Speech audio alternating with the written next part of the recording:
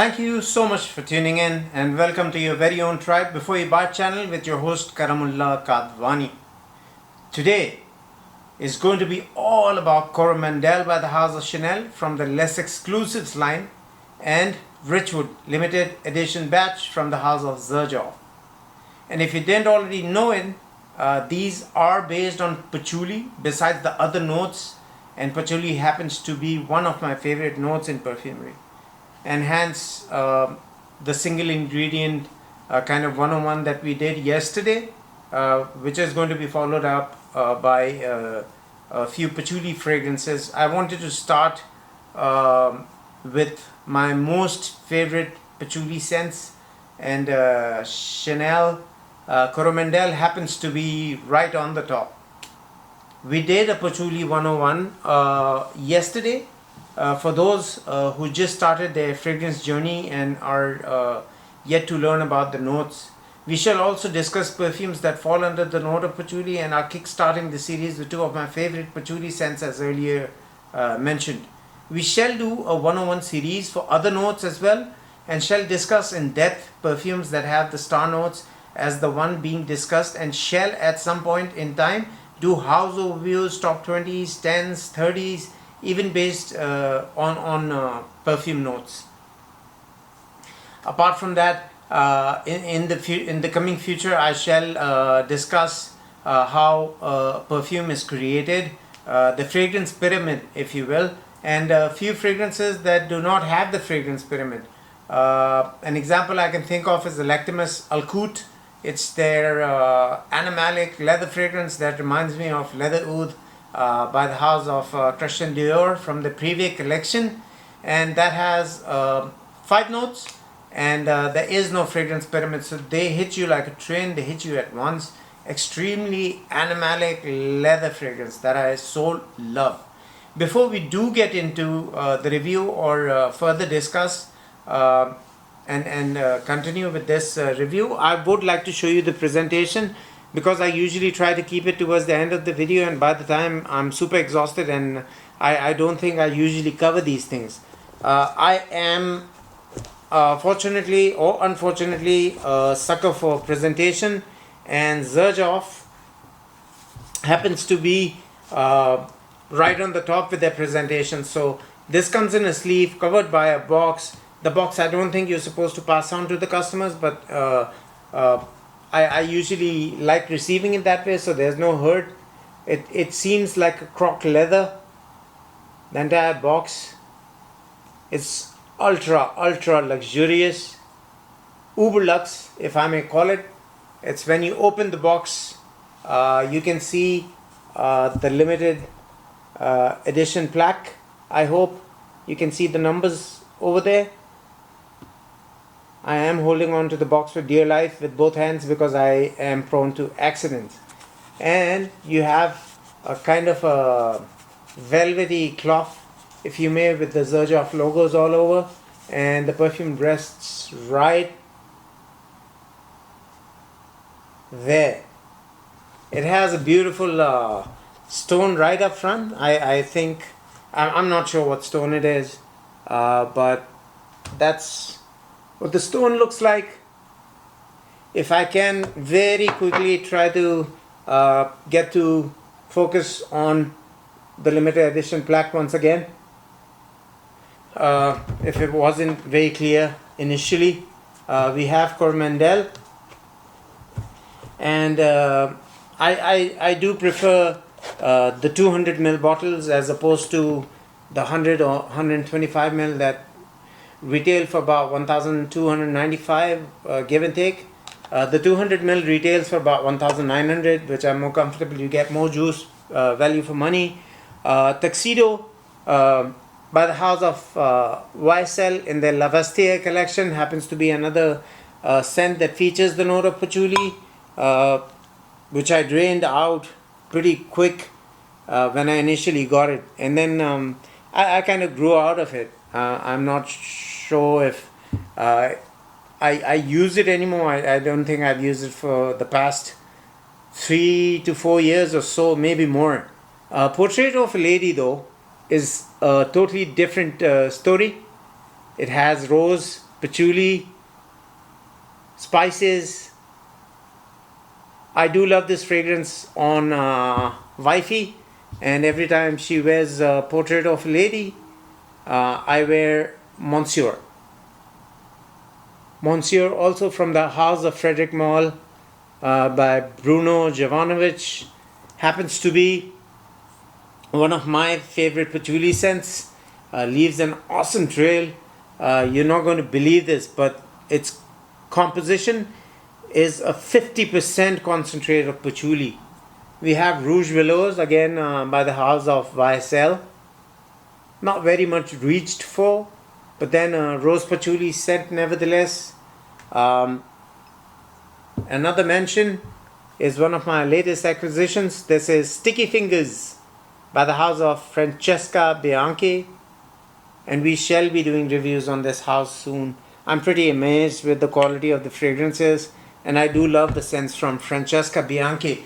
We shall be panning out for the rest of the video because I have showcased the kind of the presentation, the box that Richwood comes in, etc. And that is the point I wanted to keep close shot. So let's pan out and let's get into this. And now that we're done with the presentations and a little chit chat here and there, as I do like to deviate from the main reviews, there's so much to discuss.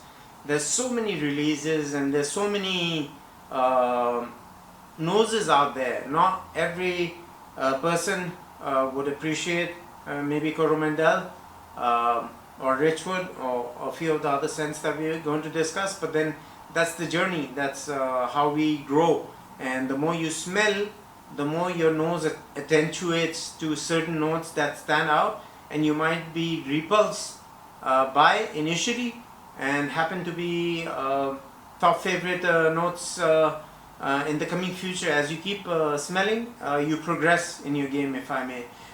For now, if this is the first time you're tuning into my channel and still haven't subscribed but enjoy fragrance reviews, price points and alternatives where possible, in my humble opinion, please subscribe to my channel and hit the notifications bell so you don't miss another video. I've noticed that more than 80% of my viewers still haven't subscribed, and so if you're one of them, please hit the subscribe button and do like and share this video. As we're not a sponsored channel, I pay full retail on my perfumes. I'm not a free bottle brigade. I will call a spade a spade. That's the advantage of not being on the free bottle brigade. I wouldn't mind it, but still would like to maintain my opinion as it stands. We shall start with Coromandel. Coromandel Eau de Parfum by Chanel is an oriental woody fragrance for men and women, and yes, I still call it an oriental. Coromandel Eau de Parfum was launched in 2016. The notes behind the fragrance is Jack Spolge. Top notes are bitter orange, citruses and neroli. Middle notes or heart notes are patchouli, orris root, rose and jasmine. Base notes are white chocolate, benzoin, amber, olibanum, incense, woody notes and musk. Coromandel Eau de Parfum, a perfume of art, is described as a powerful and rich woody oriental. It is made of notes of frankincense, benzoin, patchouli and amber, and is inspired by the exquisite Chinese lacquer screens that lined Mademoiselle Chanel's apartment. The fragrance are available as a 75 ml and a 200 ml Eau de Parfum. The 75 ml, as mentioned earlier, retails for 1,200, 1,295 give and take. Please don't quote me on this though. I usually try purchasing the bigger bottles as they are a better value proposition. I am an oversprayer, and per dollar you get more juice when comparing pricing for both sizes. The 200 ml retails for a whopping 1,950 if I'm not wrong, and prices keep going up annually. Not sure what the current pricing is like, but it's in the ballpark of say for example Dior Privé perfumes. They're about 1,750 to 1,850, I think. Again, don't quote me on this, for 250 mil. Here you're getting 200 mil for 1,850 or so. The reason I overspray my fragrances is I'm old school, and I remember the juice being much beefier and had much body to the fragrance. Nowadays you need to overspray a little to get the longevity and the performance that was evident in the perfumes of the past, if I may. The one we were discussing yesterday in the Patchouli 101 Coromandel Parfum by Chanel is another oriental woody fragrance, if I may, for men and women. Coromandel Parfum was launched in 2019, 3 years after the Eau de Parfum came out. The nose behind that fragrance is Oliver Polsch. Top notes of bitter orange, citruses, and neroli. Middle notes are patchouli, orris root, rose, and jasmine. Base notes of benzoin, olibanum, and labdanum. In 2019, the House of Chanel presents a new variation of Coromandel fragrance from less exclusives, the Chanel collection. Coromandel Parfum is a darker and more intense interpretation that highlights the splendor of the oriental woody character of the perfume. Composed by Oliver Polsch, perfumer creator from the House of Chanel, Coromandel Parfum is an intensely amber oriental fragrance to which I can vouch for. The heart has been heightened to give the fragrance even greater warmth and fullness. Swirls of frankincense and Andalusian labdanum convey a darker ambery note with smoky accents that lend the fragrance a noble quality, fabulously exotic and enchanting. Coromandel Parfum is available in a 15 ml bottle that retails for about 1,200 dirhams or so, give or take. You can also talk to your consultant at the boutique to get a 900 ml bottle that retails for an astonishing 42,940 dirhams. That would be the price of entry-level brand new Japanese car from the showroom. And another variation for the same is a 450 ml bottle that retails for a whopping 21,285 dirhams. With that out of the way, let's review Coromandel first. If there's a backup bottle worthy scent, this is it. It's a great representation of the brand, and I consider Lilion and Coromandel as their flagship fragrances. So a thing I learned about another hot favorite Chanel, less exclusives of mine, 31 Rue Cambon, is the actual physical address of where Madame Coco Chanel had her apartment and the main boutique, and would design her bags and clothes. And you'd see people visiting this place like a shrine, I mean more like a pilgrimage, if you will. A well-established brand, and this falls in line with the brand. I define it as an upscale grabber from the line. It opens with bitter orange, citruses, as well as neroli. Neroli is like orange blossom, and will immediately put you at ease, very outdoorsy, more like in a relaxed holiday mood kind of a vibe. Puts you in a positive mood and more like a wake up, but luxurious as heck. The bitter orange and citruses sets like a serious tone, counterbalancing the neroli. It's almost like work and play, seriosity and fun, contrast, push and pull, yin and yang. It's so important. I was writing my notes for a few of the Nazamato fragrances to which I said attraction and repulsion at the same time with a few of the compositions. Big example would be Sadnaso, recent acquisition to the channel. It's so polarizing. But that is what keeps the interest and the wearer engaged throughout the journey. It's super interesting when a composition can do that. Two polar opposite reactions and achieving it with the complexity and uber luxe feel. That is why I call this an upscale grabber. So for example, you have a business meeting followed by a leisurely meeting with your friends, family for a night out, etc. maybe even doing business while talking and having fun with your business partners, etc. Just in case that is your objective, this is, I'm sorry, I don't know how to put it any better, but a dumb reach. I mean, it can serve both purposes. You can have an official meeting, you can have an upscale official meet, followed by a leisurely evening out with your friends and family, and can both just overspray this one, and you get both things done at the same time.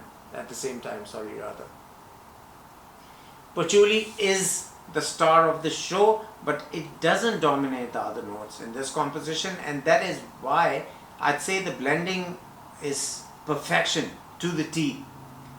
You can't help but notice the other notes. Patchouli on me comes out really quick and really heavy. So it does get serious in the first 2 to 3 minutes for me, balancing out the playfulness of this one. The iris has a powdery vibe with the rose. Everything prevents it from totally going in any one direction. I detect a hint of jasmine, patchouli, orris, jasmine, rose. It's elegance all the way. The chocolatey patchouli bridges to the note of the white chocolate. It's so sublime and realistic, as my brother would love white chocolates, and I remember the smell of it.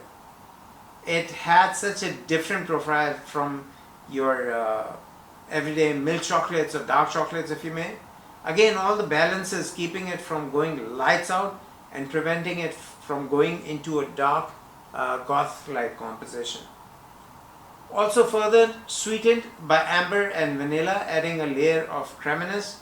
The tweak here is incense and olibanum, preventing it from a typical dry down, making it extremely unique. It has the addition of a clean musk profile, lady boss-like vibes. So okay for both genders, perfectly okay for both genders, but you need to love patchouli, as my wife and a few other people in the perfumery industry and my friend circle I know don't like patchouli, especially the kind of the patchouli used here. There is a slight dankiness to the patchouli used here. I love it though. It's elegant, bossy, and has gourmand-like properties, but not extremely sweet, though it is a level sweeter when I compare it to Richwood head to head. If I have Richwood on one hand and Coromandel on the other, Richwood is a lesser sweeter experience, if that makes sense. The sandalwood adds a layer of creaminess, making this ultra luxe, enigmatic incense, gourmand like dry down. Maybe the orris and patchouli for some counterbalance by the rose and jasmine, and then transitions to the extremely long gourmand like amber, vanilla, chocolate, creamy patchouli blend. It's an uplifter. So if you're feeling down, working from home, or the period that we went through during the pandemic, you may spritz some of this to get into a positive mindset. There's just so much said already about this masterpiece, and words won't do it justice. So let's move on to Richwood by the house of Xerjoff and the final head-to-head comparison. Xerjoff Richwood, on the other hand, very complex, and one of those that's hard to put a finger on one single aspect of what makes it great. It's a blend, and the way it's blended and makes it a masterpiece. The opening star note is tangerine, and though it is a fruity opening, it has a honey-like undertone. For a lot of people who haven't smelled tangerine, you might categorize this totally different, but accompanied with the bergamot and the grapefruit, setting the fragrance in a classy direction. Adding to the bitterness and the tartness with the sparkling-like quality, not the typical citrus-like compositions. This right here already tells me it's not just another composition and is quite different. The two notes in the mid are blackcurrant and rose, and the blending is super complex, not letting one note overshadow the other. as rose can easily outbeat the other notes, grabbing your focus from the other accompanied notes. Here they dance in eternity in harmony, like a symphony, if I may. It's one of the special things that you do not get enough of. It's like a medley that hits you, especially after the tangerine, like opening wears off rather quick. If this doesn't do it for you, the dry down is where the money is. It is unbelievable. The Mysore sandalwood, if I may, used here, or an accord that smells quite close to the scent profile of Mysore sandalwood. In the dry down, I consider is the star note, and blended with the other darker facets, added with the earthy spicy patchouli and a leathery labdanum. Imagine this for a while. There's just a hint of sweetness with the vanilla, ever so slight, just perfect. Reminding me of a song from Metallica, the band that I used to listen to a lot back in the day, Fade to Black. That's what the dry down is, the reminder of the perfume, and extremely long lasting. Transitioning ever so frequently keeps the wearer engaged throughout the wear. This one is a bit more special, which we shall mention towards the end in the head-to-head comparison. This is more of an upscaled, dressed up kind of a special occasion scent. So I'd reach for Coromandel more often than Richwood. It's an upscale grabber, nevertheless. I usually wear this on special nights out when my wife's sporting Pico Via Dama from the house of Xerjoff. Also another limited edition batch that we own, but you need to be in the mood and the space to pull this one out for a special occasion, not an everyday scent if you were to ask me. I definitely would wear it with my torn jeans and thugged tops and t-shirts, but you need to be in an elitist headspace. So if you're into Boadicea, Henry Jacks, or Roja for that matter, and are a holy grail collective, this one is definitely for you.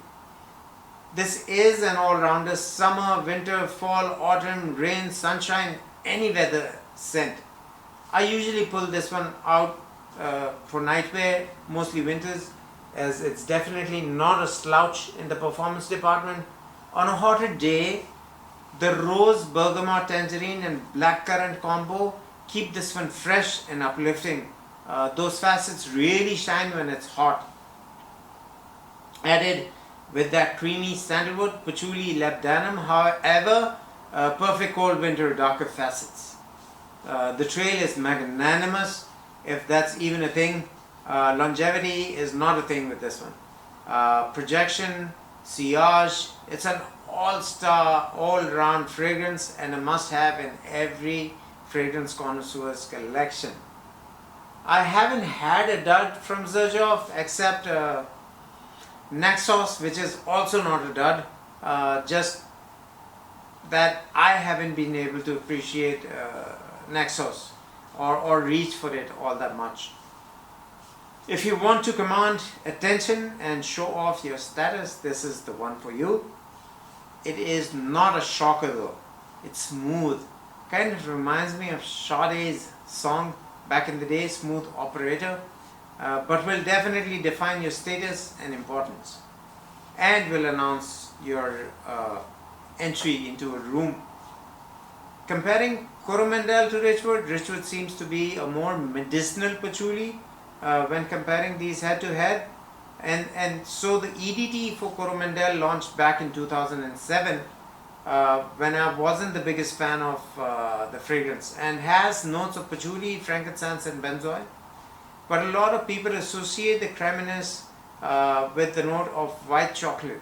However, I've always advocated that the way patchouli is extracted or used in combination with other notes can give it a chocolate cakey-like nuance, much like Jovoy Psychedelic, which is a boozy chocolate-like patchouli, if you ask me.